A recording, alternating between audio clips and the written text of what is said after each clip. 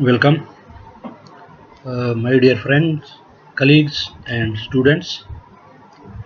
This is video number 109, and in this video, I am using a hypothetical data set for testing various assumptions of multiple linear regression model. The idea is basically to master stata commands.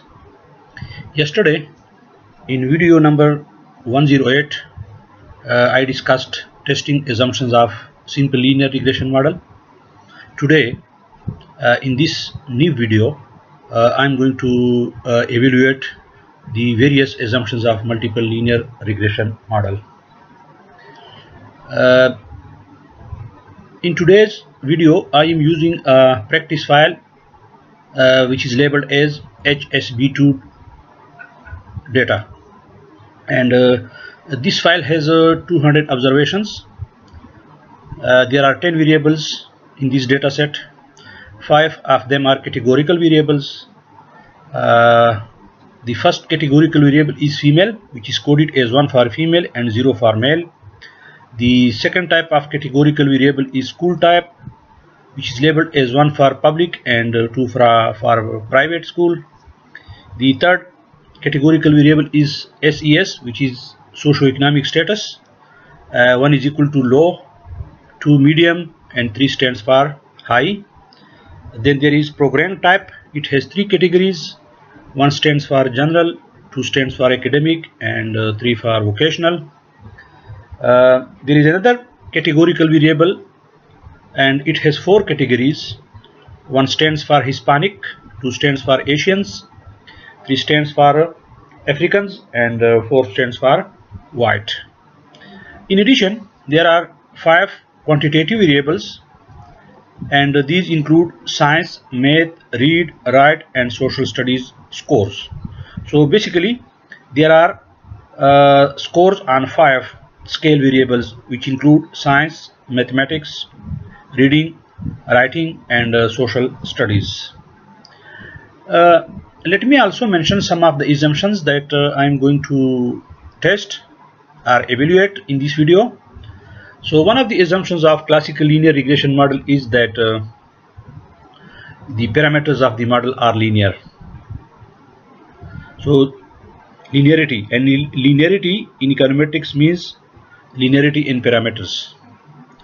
Another assumption of classical linear regression model is that there is no multicollinearity among the predictor variables.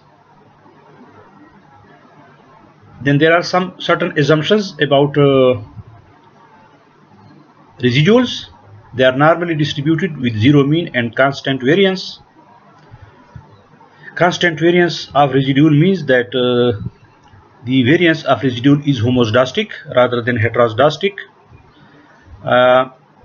Another assumption is that of no autocorrelation, but usually in cross-sectional data we have no such problem. And one of the assumptions of classical linear regression model is no endogeneity, that is, there is no covariance between the error term and the independent variables. So I'm going to test these assumptions, and this video is meant for the beginners or the starters, those who are using multiple linear regression model. Most of the students, they estimate the model, they interpret the model, but they then stop it there and they don't test the assumptions. The important thing is that after estimation of the model, you must test various assumptions of the model. If all these assumptions are fulfilled, then the OLS estimators are blue, that is best linear unbiased estimators. Otherwise, your estimates may be biased, or they may not be suitable for interpretation. Let me now go to my stata file, and here is the file. As I told you, these are the various variables in my file. Let me show the data to you. This is the data set. The total number of observations in this data set is 200. You see 200 observations, and there are 10 variables. This is ID of the student. This is dummy variable for gender. Female is equal to 1 and 0 male. This is race. There are 4 types, I told you. And this is socioeconomic status, low, medium, high. This is school type, public and private. This is program type, general, academic, and vocational. This is a score of the students in reading, score of the students in writing, score in mathematics, score in science, score in social studies, and finally these are the residual. I have estimated these from the model. So let me close this, and here is my data. Let me start with a simple multiple regression model. I have already practiced, so the commands are here, but I would like to share these commands with you. First of all, just to save time, I click on this and the command is here. Reg or regress, this is the command for regression in Stata, and then the first variable must be your dependent variable, followed by a list of independent variables. They may be continuous, discrete, or a categorical variable. Now math is one of the predictor variables. Writing score is another type of quantitative variable. School type is categorical, having 2 categories, and female has also 2 categories. Now pressing this would yield this output. You see, this is the ANOVA, and model sum of square, also known as regression sum of square or explained sum of square. This is equal to 9599.82, and this is unexplained sum of square, also known as residual sum of square, and this is total sum of square. These are degrees of freedoms, and the total number of observations is 200. The F statistic, F state value is 47.24. Its p value is 0.000, so it means that the overall model is significant. The R squared value is equal to 0.49. Adjusted R square is equal to 0.48. Usually adjusted R square is a little bit less than R squared, because this is adjusted for degrees of freedom, and this is root mean square error. These are the variables. This is a dependent variable. Score in science is my dependent variable or outcome variable or regressant. Math, right, school type, female, these are my independent variables. These are the estimates of the coefficients of these variables. These are their standard errors. These are the t values, and these are the p values, and these are the 95% confidence interval. Now if you look at this estimated model, all of my variable except school type is insignificant. The other variables are significant. The coefficients of math, right, and the gender, they are significant, but the coefficient of school type is not significant. This is the model estimation. Now I would like to start with the testing the various assumptions of the model.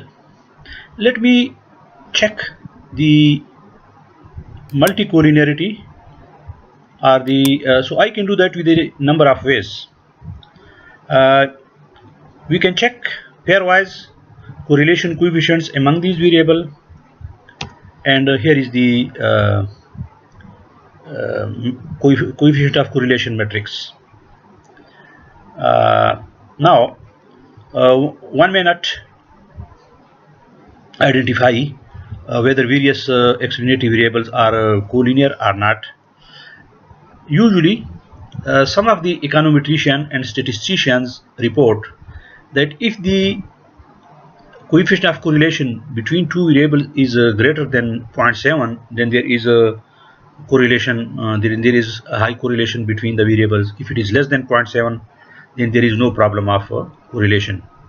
But the literature shows that sometimes the correlation coefficient may not be high, and still there may be a correlation between various variables. So in order to see the p-values also, so after this command I will write comma and then seek, and pressing it will give us the p-values with each coefficient of correlation. Now these 0.000 means that there is a strong correlation between math and right, there is strong correlation between science and right, there is a strong correlation between right and gender, and so on. So this is one way of checking multicollinearity. I can check this with another way also, and that would be variance inflation factor. I will do that a little bit later. Let me first tell you that if you regress the model, after the model we may predict the residual. So we will write predict, and you may give any name. You may write UI, or you may write EI.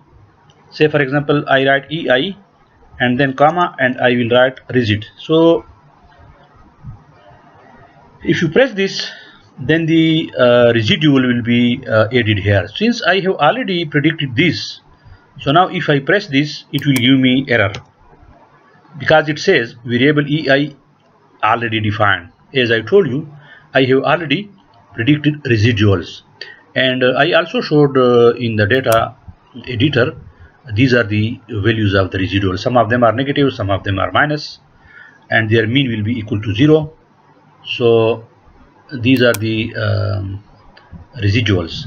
Now I would like to test various assumptions. So first of all is I want to see the pattern of relation between the residuals and the one of the independent variables math. So we can see there is no specific pattern between the residuals and the math score. So I don't suspect any problem of endogeneity in this model. So let me close this. Similarly, let me also check this with the writing score, and again I don't see any specific pattern of the relationship between the residuals and the writing score. So again there is no problem of endogeneity. Remember, when there is a problem of endogeneity, then we must use instrumental variables, otherwise the result will not be reliable. So now let me see the relationship between the residuals, the observed residuals, and the fitted values, and this also doesn't exhibit or show a specific pattern between them. So I don't this is a good sign. Let me also check the heteroscedasticity test, and the command for that is ESTAT test. HET test means heteroscedasticity test, and that basically will give us the result of the Bruch-Pagan and Cook-Weisberg test for heteroscedasticity. And the null hypothesis is that the variance of the residual is constant. That is, the variance of the residual is homoscedastic rather than heteroscedastic, and the variable used is are the fitted values of science. Science is my dependent variable, so Bruch-Pagan test is using fitted values of the dependent variable, and the chi-square test with 1 degree of freedom is 1.70, and its associated p-value is 0.192. So we fail to reject the null hypothesis of no heteroscedasticity. So it means there is no heteroscedasticity problem in this model. I can also use another test for testing heteroscedasticity, and that test is known IM test. And if I press this, that is known as Cameron and Trivedi's decomposition of information matrix test. And sources are heteroscedasticity, skewness, and kurtosis, and the p-values are greater than 0.05, and the overall p-value is 0.3445, which is higher than 0.05. So the null hypothesis of constant variance will not be rejected.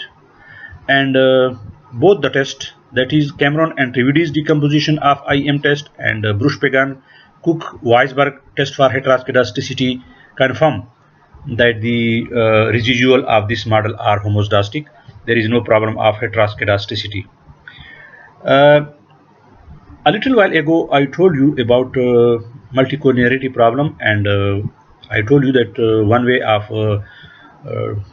examining multicollinearity issue is to use a pairwise correlation coefficient matrix, but the authentic method or way of seeing the multicollinearity among the explanatory variable is this VIF test.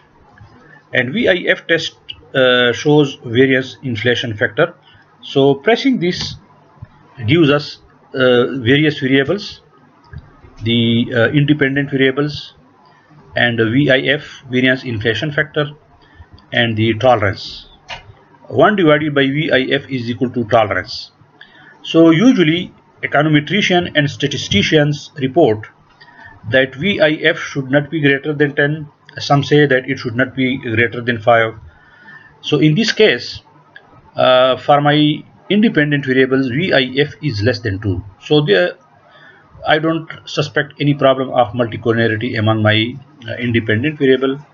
And regarding the tolerance test, 1 divided by VIF, the criteria is that some people say that tolerance must not be less than 0.2, and some say that it should not be less than 0.1. So in this case, tolerance is 0.53, 0.58, 0.87, and 0.98. So on both test, VIF test and tolerance test, we don't suspect multicollinearity among the explanatory variables. This is a very good sign, and the mean VIF for this model is 1.43. So we conclude that there is no issue of multicollinearity in this model. I can also use this test for omitted variable, and the command for this is state omitted variable test using right hand side variables. So my right hand side variables are these: math, right, female, and school type. Now if I press this, here are my results, and this is Ramsey reset test using powers of the independent variables. The null hypothesis is model has no omitted variables, is its F value is equal to 1.66 and its p value is 0.1216. So we fail to reject this hypothesis. So it means there are no omitted variables in this model. This is also good. Similarly, I can also use this command without the right hand side, and this also says that the model has no omitted variables. Again, the F value, the probability value is greater than 0.05. So we fail to reject this null hypothesis. Let me also use this test for information criteria, and if I press, this says a Kaike's information criteria and Bayesian information criteria. Total number of observations is 200. The likelihood of the null model with only intercept model is minus 741.811, and the likelihood of the final model having all these variables is minus 674.06. Degrees of freedom 5. This is Ekaike information criteria, and this is Bayesian information criteria. I can also summarize by using this command, and pressing this tells us about the descriptives, that is mean values of these variables, the standard deviation, the mean and the max, and the number of observations. Let me also check another test, and this is covariance matrix of coefficients of regress model. So this shows a covariance matrix of coefficients of the variables used in this model. One of the assumption of the model was linear linearity.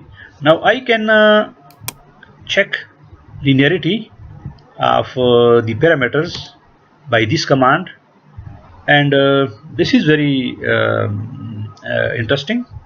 Science is my dependent variable, math and right are my independent variable.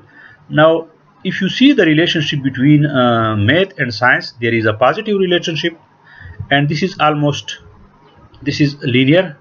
Similarly, the relationship between science and right is also positive, and it's linear. We are not interested in this. My other two variables were categorical. Female has two categories, and school type has two categories, and the relationship for those variables may not be like this. It will be like a horizontal straight line. So this is important, these two. So there is linearity in this model.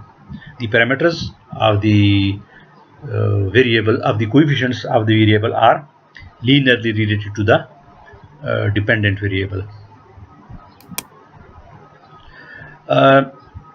My dear students, don't forget to make do file, and the command for do file is do edit. If you write this, if you press this, Stata will automatically open this, and you can copy all these files like this, and copy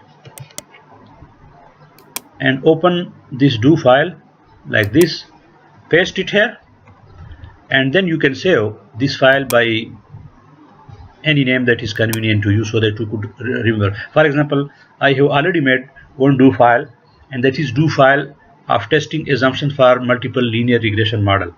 You can also give any name. Say for example, I say evaluation